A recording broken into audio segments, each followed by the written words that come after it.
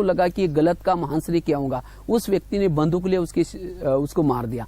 तो देखो हंस ने अच्छा काम किया था तो भी उसको मारा गया, क्यों? उसकी संगत गलत के साथ थी। तो कहने का मतलब आज का युवा जो बिगड़ रहा है, आज इंटरनेट, ईमेल या ऐसी कोई गलत आदतें, गलत व्यसन, नशा, अगर ऐसे बच्चों के साथ दोस्ती करेंगे तो एक दिन आएगा जैसे वो हंस को मारा गया, इसी तरह आज हमें भी मारे जाएंगे, अर्थात हमारा जीवन बर्बाद हो सकता है। इसीलिए आज के युवकों को गलत संगत से बचने की बड़ी आवश्यकता है। इसीलिए कहा भी जाता है, हे भगवान, हम अपने दुश्मनों से निपट लेंगे लेकिन आप मुझे अपने दोस्तों से बचाओ, क्योंकि आज की दोस्ती ही बच्चों को खराब करते हैं। तो इसलिए इन बच्चों को जागृति लाया जाए तो संगत अच्छा, जैसा करोगे संग वैसा चढ़ेगा रंग, जैसा पियोगे पानी वैसी बनती वाणी। इसीलिए संगत के कारण आज युवा पीढ़ी बिगड़ रहे। दूसरा कारण है क्यों बिगड़ते बच्चे, क्योंकि सिनेमा और टीवी। सीन मतलब यसायन, सीन मतलब पाप और माँ मतलब मदर, पाप की माँ कौन है? सिनेमा। इसीलिए आज के बच्चों को इन सिनेमा टीवी से बचाने की बहुत जरूरत है। आज तो सिनेमा टीवी भले थिएटर में ना जाए, लेकिन आज टीवी में ऐसी ऐसी बातें आती है, टीवी है, इंटरनेट है, इतना ही नहीं मोबाइल में भी ऐसे ऐसे फोटो डालकर रखते हैं, ऐसे ऐसे वो पिक्चर रखते हैं।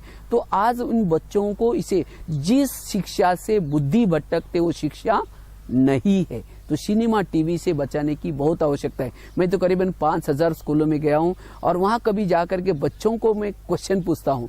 बच्चों को पूछता रहता हूँ, बच्चे आप ये बताओ कि आप लोग स्कूल में आने के बाद सुधारते बिगड़ते? तो सब कहते हैं कि सुधारते। फिर दूसरा क्वेश्चन पूछता हूँ कि आप ये बताओ कि सिनेमा टीवी देखने के बाद सुधारते बिगड़ते? तो सब जोर से कहते हैं कि बिगड़ते। फिर तीसरा क्वेश्चन आगे का पूछता हूँ कि इसमें से कौन कौन देखते? तो सबके हाथ खड़े होते। देखो उन्होंने खुद मुंह से कहा कि हम उसे बिगड़ते तो भी कर रहे। अगर कोई सामने जहर का प्याला रखा है, पीने के बाद अगर क्या हो जाता है, मर जाएंगे, तो कोई पिएगा? पता है कि सामने खड्डा है तो कोई जा करके गिरेगा। इसीलिए पता है कि हम इसे बिगड़ते हैं तो भी हम क्या कर रहे। इसीलिए ऐसी शिक्षा से बच्चों को, क्योंकि निगेटिव शिक्षा देखने से जीवन भी निगेटिव बन सकता है। वास्तव में समाज खराब नहीं था, लेकिन निगेटिव बातें समाज को देख देख करके समाज क्या हो गया, निगेटिव बना। इसीलिए इन बच्चों को पॉजिटिव चीज, ऐसे नहीं कहा कि सिनेमा टीवी नहीं देखो, ये समाज ने साधन जो बनाए हैं ये हमारे उपयोगी है, लेकिन अगर उसका दुरुपयोग करेंगे, निगेटिव देखेंगे, उसे पतन जरूर होगा। इसीलिए हमें आज महात्मा गांधी ने एक सिनेमा देखा था, उन्होंने राजा हरिश्चंद्र का सिनेमा देखा था। संस्कार चैनल, जागरण चैनल, कई कई ऐसे सीरियल आते हैं, रामायण है, महाभारत है, जिससे हमारी ऊर्जा बढ़ जाते हैं, मनोबल बढ़ जाता है। ऐसी चीजें भले देखें, बाकी निगेटिव चीजों से आज की युवा पीढ़ी को बचाने की आवश्यकता है। अभी मैं कुछ दिन पहले एक स्कूल में जा रहा था, और जब स्कूल में जा रहा था तो एक बच्चा भी सामने जा रहा था। तो जब जा रहा था तो मैं अकेला था और बच्चा भी अकेला था। तो अचानक बच्चा जोर से कहता है, हाय हानू। तो मैंने देखा हाय हानू, मेरा तो उसका पहचान नहीं, इसने हाय हानू किसको कहा। जब मैं पीछे मुड़ जब थोड़ा आगे गया तो देखा वो बच्चा एक हनुमान का मंदिर था, उस हनुमान के मंदिर को, हनुमान को देख करके कहता है हाय हानू। हाँ, हाय हानू मतलब हनुमान क्या उसका दोस्त है।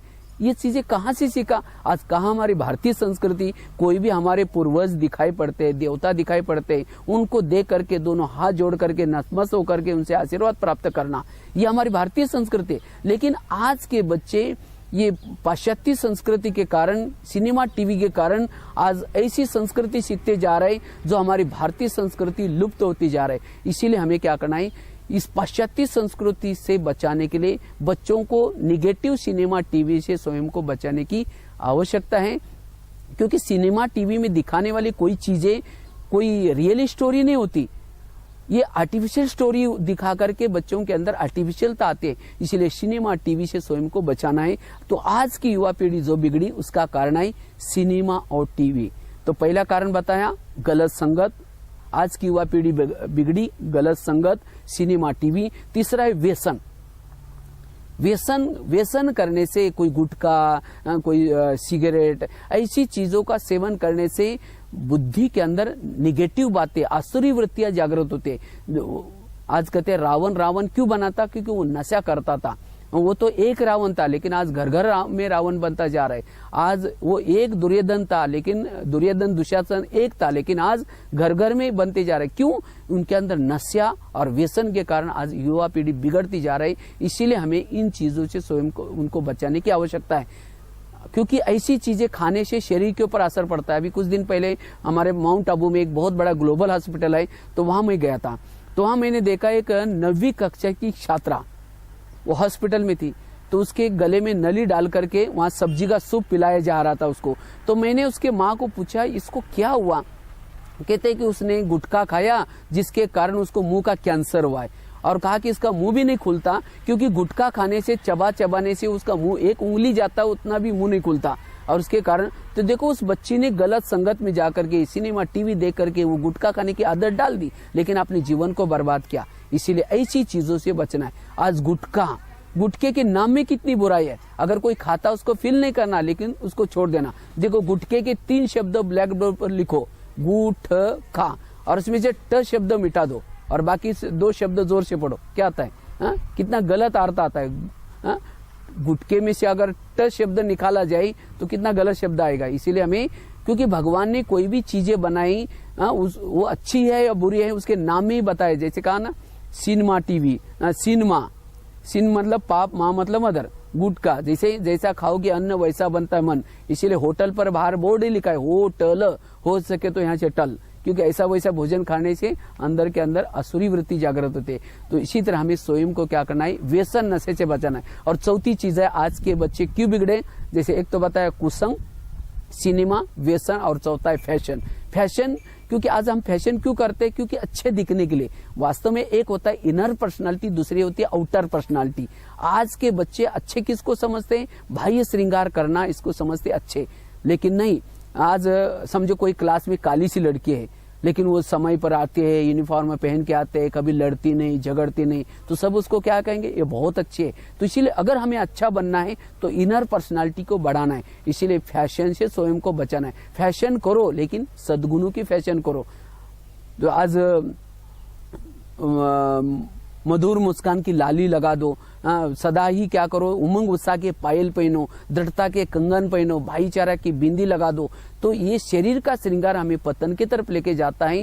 तो इसीलिए वर्तमान समय समाज बड़ा खराब है। इस समाज में अगर हमें रहना है, सिंपल लिविंग, हाई थिंकिंग, विचारों से मान बनो, न कि आंतरिक बाह्य श्रृंगार से। इसलिए हमें फैशन से बचना है और आंतरिक श्रृंगार को बढ़ाना है। तो इस तरह से 4 चीजें आज की युवा पीढ़ी बिगड़ने का मूल कारण है। एक तो गलत कुसंग, सिनेमा, व्यसन और फैशन, इससे बचना है। और बाकी 3 चीजें आपको शॉर्ट में बताते हैं जिसे हमें जीवन में धारण करना है, तब अच्छे बच्चे बन सकते हैं। पहली बात है, आज के बच्चों के अंदर सहन शक्ति की आवश्यकता है, लेकिन असहन शक्ति की बच्चों के अंदर कमी होती जा रही है। पहले एक जमाना था जब हम स्कूल कॉलेज में पढ़ते थे, बच्चों को टीचर क्या करते थे? हाथ के ऊपर छड़ी मारते थे। छड़ी क्यों मारी जाते हैं? क्योंकि हाथ के अंदर एक्यूप्रेशर के पॉइंट होते हैं। छड़ी मारने के बाद वो पॉइंट दब जाते, बुद्धि खुल जाते। इसीलिए कहा भी जाता था छड़ी लगे छम छम, विद्या आई घम घम। लेकिन आजकल के बच्चों में सहन शक्ति की कमी है, जिसके कारण छड़ी मारने नहीं देती। कान पकड़े जाते थे, क्यों? कान के अंदर भी एक्यूप्रेशर के पॉइंट होते हैं, वो खींचने के कारण बुद्धि खुल जाते हैं। इसीलिए, लेकिन आजकल के बच्चों में सहन शक्ति की कमी है। आज सहन शक्ति की कमी यही समाज के समस्या का मूल कारण है। आज झगड़े होते हैं। झगड़े क्यों होते हैं? टाली कभी एक हाथ से नहीं बजती, टाली के लिए 2 हाथ चाहिए। इसी तरह अगर एक झगड़ा कर रहा है, दूसरा चुप बैठे, शांत रहे, सहन करे, तो झगड़ा नहीं हो सकता। इसीलिए हम अपने जीवन में सहन शक्ति की बड़ी आवश्यकता है। लेकिन आज हमें सहन क्यों नहीं होता? कोई गाली देता है तो सहन नहीं होता। तो गाली अच्छी होती है, बुरी होती है? अगर कोई गटर की चीज निकाल करके दे रहा है, हम लेंगे? नहीं लेंगे। तो एक बहुत सुंदर एक शॉर्ट में आपको एक कहानी बताते हैं। कहते एक बार महात्मा गांधी समुद्र जहाज से यात्रा कर रहे थे। तो यात्रा करते करते एक अंग्रेज भी बैठा था। तो उस अंग्रेज ने देखा महात्मा गांधी ध्यान में मगन होकर के बैठे। तो उन्होंने क्या किया, एक 15-20 पन्ने लिए और बहुत सारी बातें 15-20 पन्ने पर लिख दिया, और लास्ट में उसको पिन लगा करके महात्मा गांधी को पढ़ने के लिए दिया। तो महात्मा गांधी ने सभी बातें पढ़ी और लास्ट में उसकी पिन निकाल करके अपनी धोती को लगाई और ध्यान में मगन होकर के बैठ गए। इतने में उस अंग्रेज ने देखा, मैंने इतना 15 पन्ने उनको पढ़ने के लिए दिया, पढ़ा, लेकिन कुछ नहीं बोला, क्योंकि उसके ऊपर महात्मा गांधी के लिए बहुत सारी गालियां लिखी थी। तो अंग्रेज बोलता है कि क्या बात है महात्मा जी, आपने ये सब गालियां पढ़ी, आपको कुछ बुरा नहीं लगा, फीलिंग नहीं हुआ? उस समय महात्मा गांधी हाथ जोड़ के कहते हैं आपका बहुत बहुत धन्यवाद, और क्योंकि वो पिन मेरे काम की थी इसलिए मैंने रख दी, बाकी कागज मेरे कोई काम के नहीं इसलिए वापस कर दी। इसी तरह अगर कोई गाली देता है, कोई काम का नहीं, गाली देने वाला दे के चला गया, वो खराटे मार कर सो गया, जिसने ली उसको रात भर नींद नहीं आ रही। तो आज ये सहन शक्ति की कमी, घर में एसी है, गाड़ी है, सब कुछ है, लेकिन सहन शक्ति की कमी, हमें रात भर नींद भी नहीं आती। उसने मुझे क्यों बोला, ऐसा क्यों बोला? जब नींद नहीं आती तो गोली खाएंगे, शराब पियेंगे और कोई नशे व्यसन करेंगे, इससे और बॉडी के ऊपर इफेक्ट हो गया। तो वास्तव में ये कोई इलाज नहीं, इलाज है सहन करना। इसीलिए आज के जमाने में सहन शक्ति बड़ी जरूरत है। लेकिन ये सहन शक्ति लाने का एक बहुत सुंदर फार्मूला है, निगेटिव बातों को क्या बना दो पॉजिटिव। अगर कोई गाली देता है, कोई अपमान करता है, उस निगेटिव को पॉजिटिव में लो। गाली नहीं दी, मेरे पर गुलाब का फूल डाल दिया। अगर कोई गुलाब का फूल डाले, अच्छा लगता है बुरा लगता है? कहते हैं एक महाराष्ट्र में एक संत थे, वो हमेशा पॉजिटिव सोच करते थे, जिनका नाम था महात्मा गांधी, संत तुकाराम महाराज। जब संत तुकाराम महाराज भक्ति करते थे, गली के लोगों ने उनको भक्ति करने के लिए मना किया, तब भी उन्होंने नहीं छोड़ा। तो एक दिन सभी लोगों ने पकड़ करके उनके गले में सब्जियों की माला पहना दी। बैंगन, टमाटर, आलू, मटर, मिर्ची, नींबू, सभी सब्जियों की माला बना करके पहना दिया। उनका मुंह काला किया और मुंह काला करके उनके बाल उतार करके हल्दी का लेप लगा दिया और उनको एक गधे पर बिठा करके, वो भी उल्टा मुंह करके बिठा दिया और उनको गली गली में घुमाया। इतना भी नहीं छोड़ा, जहाँ उनकी पत्नी रहती थी वहां तक लाया और पत्नी को घर से बुला करके कहा, इनको हमने बहुत समझाया लेकिन नहीं माना, इसीलिए ऐसा किया। जब उसकी पत्नी देखती मेरे पति को ऐसा किया, सबको गाली देना शुरू करते हैं। जब गाली देते हैं तो तुकाराम महाराज अपनी सब्जी की माला दिखा करके कहते हैं, इनको गाली क्यों दे रहे? ये लोगों ने अपने लिए 8 दिन के लिए सब्जी ला कर दी है, हाँ? और कहते हैं इनको गाली क्यों दे रहे? मैंने बहुत दिनों से अपना गांव नहीं देखा था, ये लोगों ने मुझे गली गली का घर घर घुमा के लाए और कहा इनको गाली मत देना। मेरे सिर में फोड़े हो रहे थे, ये लोगों ने बाल उतर करके हल्दी लगाए और कहा इनको गाली मत देना। जब मेरी शादी हुई थी उस समय बारात नहीं निकली थी, ये लोगों ने पूरा गाँव में क्या निकाली, बारात निकाली और कहा इनको गाली मत देना। जब मुझे ये लोग घुमाने के लिए लेके गए थे उस समय धूप इतनी तेज थी, तेज धूप में ये लोगों ने पाँव में कुछ नहीं पहना था, मुझे तो कुछ नहीं हुआ क्योंकि मैं तो आराम से गधे पर बैठा था। इन सभी के तो पाँव गर्म होंगे। इसको कहा जाता है सकारात्मक सोच। तो अगर हम अपने जीवन में कोई गाली दे, कोई अपमान करे, अगर इन बातों को सकारात्मक रूप में लेंगे तब हमारे अंदर सहन शक्ति डेवलप होगी और सहन करने से हमारा दिमाग सदा ठंडा रहेगा, शांत रहेगा और जिसके कारण अनेक बीमारियों से भी हम बच सकते हैं।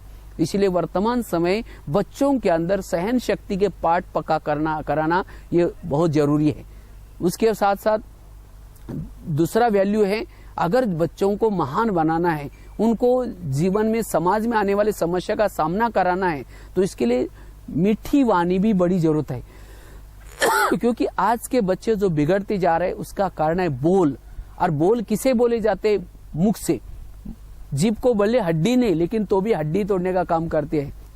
जीभ के कारण रामायण बन गया, जीभ के कारण महाभारत बन गया। इसके कारण भगवान ने क्या किया है, जीभ को संयमित करने के लिए 32 पहरे वाले बनाए। दांत कितने हैं? 32। तो भी जीभ बाहर आते, गाली देके फिर चले जाते।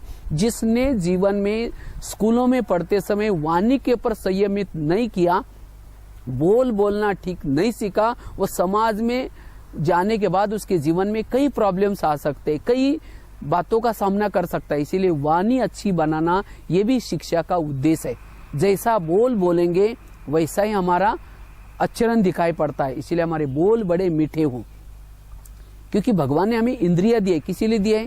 इंद्रियां कोई हमें कुछ भी बोलने के लिए, कुछ भी कहने के लिए नहीं दिया है। इसलिए हमारे बोल बड़े मीठे हो। आज दोनों आपस में जब चलते, साइकिल पर जा रहे, साइकिल पर चलते